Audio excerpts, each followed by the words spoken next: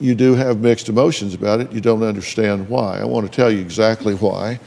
I think you will understand when I see it. There are going to be three numbers that make this, I think, exceedingly clear.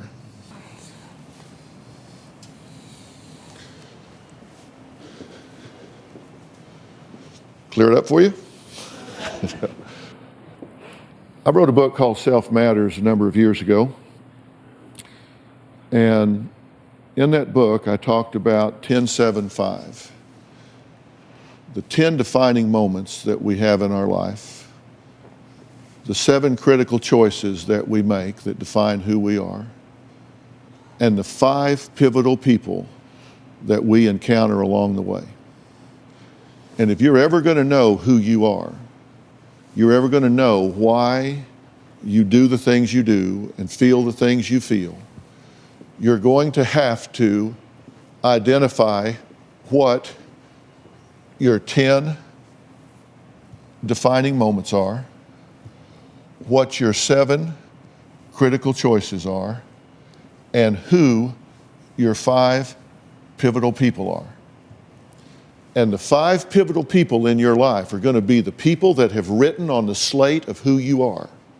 In the early years, he defined himself in a positive way to you, and then he became evil and rotten and took away from you your childhood, your innocence, and so much that you deserve to have and can never get back. And so you have mixed emotions because you have mixed experiences. You have mixed memories. If you compartmentalize those 12 years and look back to the 10 that came before, you go, wow, I remember playing in the yard. I remember playing in the park. I remember him telling me a story. I remember things that were good. And that man sat in that seat of that car with a bullet in his head.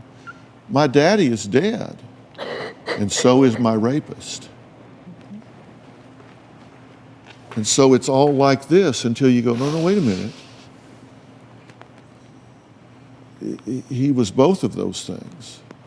So you've got to give yourself permission to say, there was a time, but then it all changed. It did, it changed.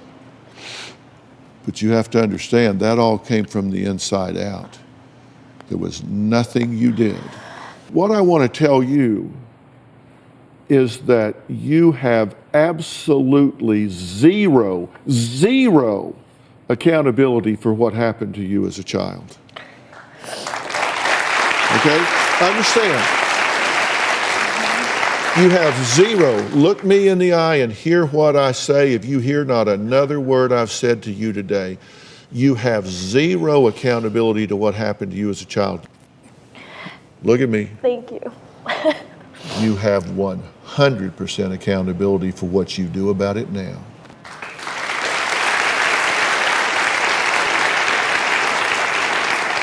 You cannot change what happened, and you're not responsible for that. But you do have to lead the charge on what you do now. And let me tell you, there are open wounds. I'm glad your mother's here.